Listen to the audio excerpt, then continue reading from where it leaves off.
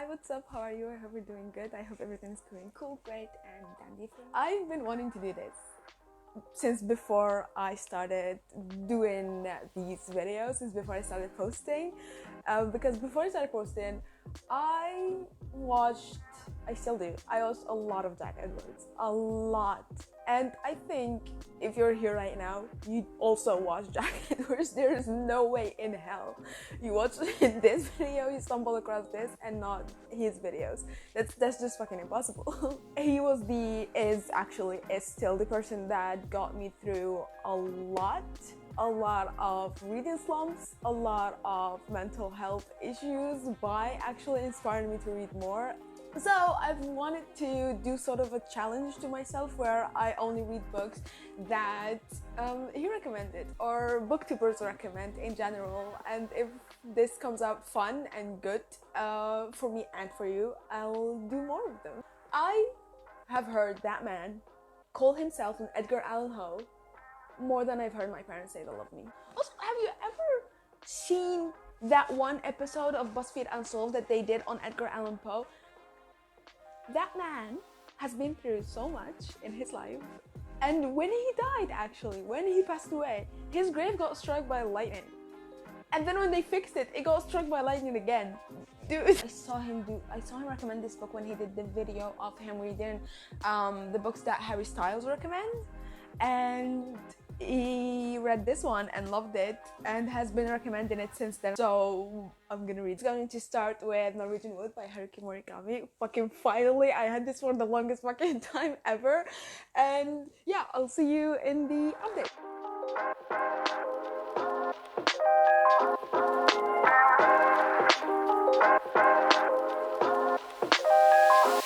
So I just finished Norwegian Wood by Haruki Murakami, and oh my god. Jesus fuck, dude. Norwegian Wood follows a bunch of characters, and we get it from a first person's POV. We follow the POV of Toro Watanabe, and is in his 20s and early 20s. We follow him as that sort of confusing timeline in one's life. He meets a bunch of characters. We have Hitsumi Nakazawa. Hitsumi is Nakazawa's girlfriend, and Midori and Naoko and Kitsuki, and he is friends with Midori, and they both sort of join together or come closer after Kitsuki ends his own life. Midori was dating Kitsuki, and we sort of meet these people and we see how everyone deals with grief in such a different way, and how everyone, not just grief, but how everyone deals with the ups and downs of life in such different ways. I loved the different representation of different problems in life, with toxic relationships, with grief, with death, with mental illness. I loved Midori so much. I hated her at first. I hated how she was at first, but then I was like, this is literally me. I wish we got different POVs, especially Kitsuki. I would have loved to get to know what he was thinking and what he was going through. It's raw in the most beautiful way. I knew I was gonna like this. I knew, because I loved Kafka on the Shore, but like, reading one book from an author doesn't mean that you're going to like everything else they do. But I knew I was going to like this, just not how much I actually ended up liking it. I'm contemplating whether to give it 4.5 or 5 stars. The only reason is that the chapters are so fucking long. It's like an entire book in one chapter. I'm not even fucking kidding. I'm not exaggerating. They are so long. It's incredible. The story of hope and story of life and adolescence and womanhood, girlhood and boyhood and life, man. Just life in general, dude. It's incredible. If you don't mind long chapters, please read it. I could feel this becoming my comfort book. I had no doubt that I'm gonna like whatever I'm gonna read in this video, because Jack Edwards is chef's kiss. His taste is incredible. Now that I finished it, I already want to read it again and pick at different points, and knowing what happens like like as we get into the ending, I already want to get into it more and to understand more of it. I loved it, dude. I loved it so much, dude. I'm going to go ahead and start my Arthur Conan Doyle journey. I still don't know if I'm gonna do like the entire series that I have, because I have the 3 first books in the Sherlock Holmes mystery stuff. If I'm going just to do one, I think I'm just gonna do one for the sake of the video, so it won't be like too long, because I took my sweet ass time with this one. I actually vaguely remember reading some of this. I had to read this like as an assignment thingy. I actually had to read and take some notes and like create a summary, and I didn't. I don't really remember anything of it, which is a bad sign, but I trust Jack. I'll meet you in the wrap-up. So I just finished all 3 books that I assigned myself. Well, I'm getting a little sick, so I'm sorry about my voice. And second of all, last video the mic wasn't in the right place, and I'm sorry about the sound or the audio of it, so I hope this is better. I fixed there's something going on with the wiring or whatever, so I fixed everything, and I hope this is better. So I actually finished both of these, well, not all of this fucking mammoth, but some of it, and let's go ahead and talk about this one. I ended up only reading the first one for the sake of this video because I am getting sick. So the book is split into 2 parts. This is the first in the Sherlock Holmes universe, and I'm so conflicted, and it's been I read it like a day ago, I finished it a day ago, and I'm still conflicted. I spent the entirety of last night reading Poe and analyzing Poe, and I am still super conflicted about this one. I ended up rating it 3 or 3.5 stars, and I'm really conflicted. The first part was so fun.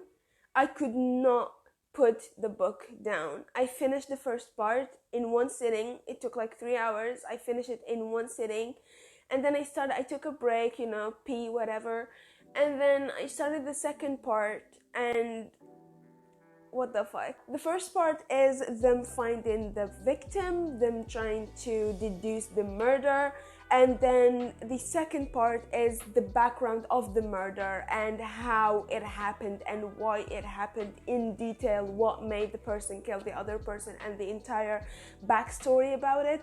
I, from one side, loved that idea. I loved that layout of having like a murder, a mystery, and then a second part of the book that has nothing to do with the first characters, but just like a layout, a background of what happened.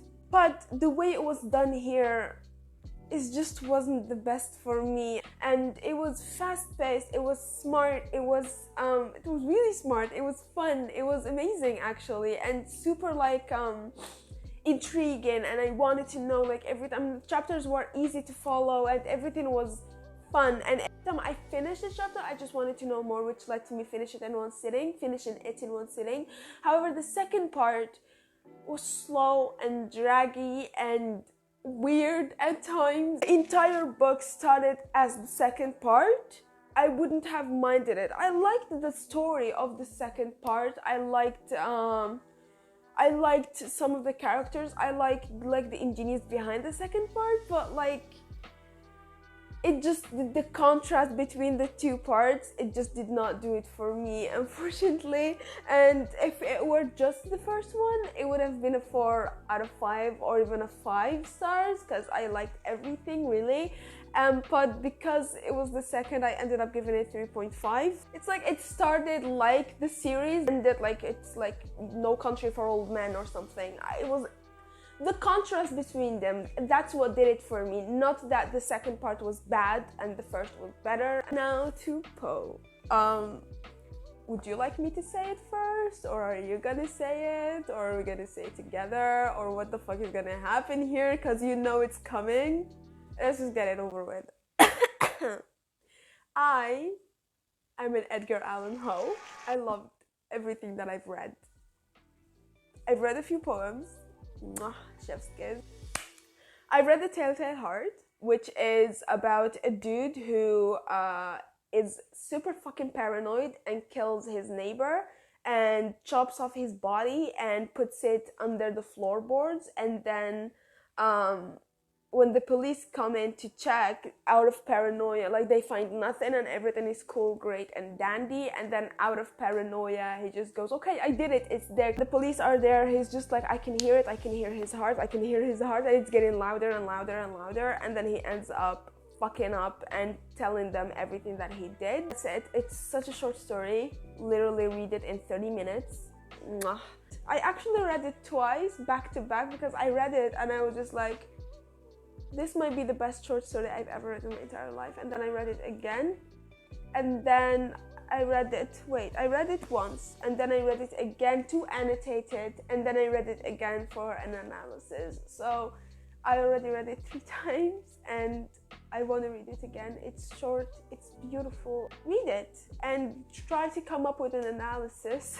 They heard, they suspected, they knew. They were making a mockery out of my horror. This I thought and this I think. But anything was better than this agony. Anything was more tolerable than this derision. I could bear those hypocritical smiles no longer. I felt that I must scream or die. Same. I also read The Black Cat, and I do have some notes about it because like I went into a warhole of trying to analyze what happened.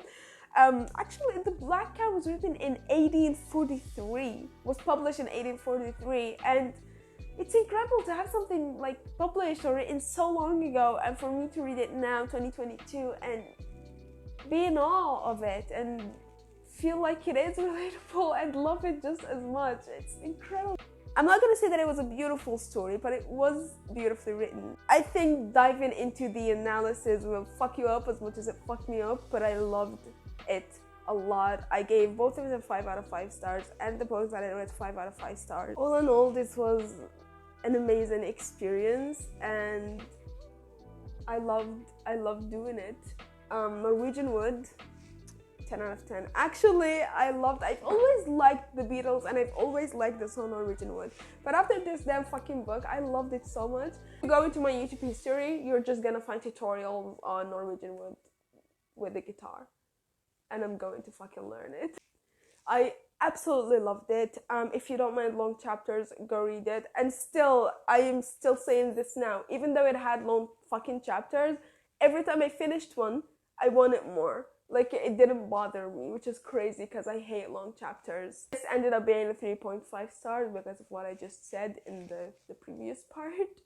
This bitch will be in my heart forever, and you know I'm going to read every fucking story in this book right now. Thank you so much for watching. Thank you for being here, for liking, for commenting, for subscribing or unsubscribing, or interacting with me any shape, way, or form. Everything is greatly appreciated, and truly you have no idea how happy it makes me to get like comments and you people being like sweet to me and stuff, and everything just makes me super happy. So thank you so much for everything, and I'll see you next video.